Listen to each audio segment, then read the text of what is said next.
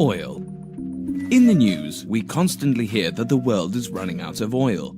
This should mean that worldwide supply will be smaller and the price of oil will be higher. However, the opposite is happening. Oil prices have dropped significantly, making oil relatively cheaper than ever. How is this possible? The price of oil, gas and coal is formed by supply and demand. Until recently, three forces influence this. Which forces are these? The first force is the growing importance of oil in our economy. We need oil for most heating, transportation, electricity, and it is a prime raw material for chemicals, fertilizer, and plastics. Because we use so much oil, the demand continues to increase. The second force is the emergence of monopoly positions.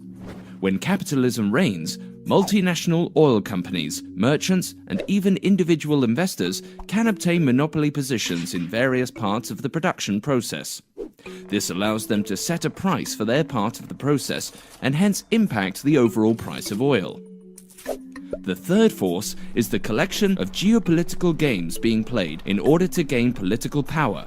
An example is the nationalization of oil companies in a country, allowing the government to control production supply and impact the price of oil. So, these three forces have always determined the price of oil. At the end of the 20th century, a fourth force has entered the scene. Burning oil is one of the main causes of global warming.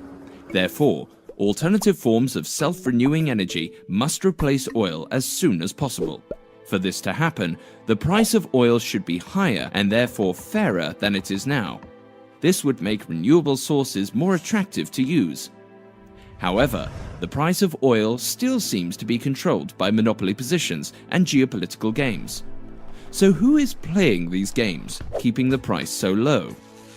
You might think that multinational oil companies like BP and Shell are in charge. In reality, there are many more national and international players in the oil game. One of these players is the OPEC, the Organization of the Petroleum Exporting Countries. Forming this alliance of 12 already influential oil-producing countries made them powerful enough to determine worldwide supply and hence control the price in the past decades. However, in recent years, other players have also become powerful. To try to swiftly defeat this competition, OPEC has opened its oil taps completely, greatly increasing supply.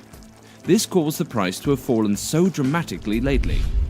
Such a low price is not favorable for any oil-producing countries, so even the countries within OPEC are suffering.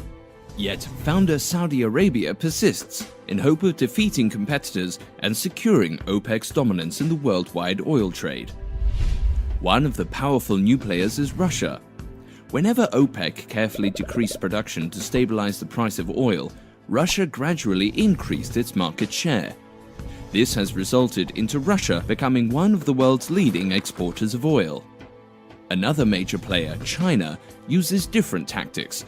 Instead of taking on the competition, they economically stimulate several poor countries, mostly in Africa, in exchange for the rights to drill there and import the oil directly to China. This allows China to keep most of their oil trade away from the world market. The United States was always highly dependent on OPEC for their oil.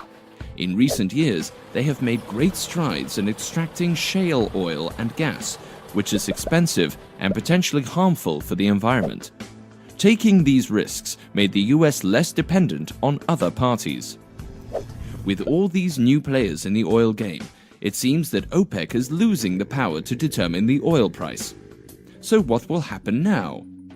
One scenario is that OPEC will succeed in crushing the new competition and have the power again.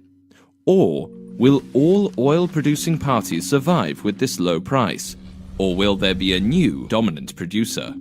All these scenarios rely on geopolitical games being able to keep oil an attractive source of energy, so that renewable energy sources don't stand a chance. But maybe the damage of oil on the environment will force oil to get a higher price, which would allow renewable energy sources to enter the market more rapidly. Is this just wishful thinking? Only time will tell.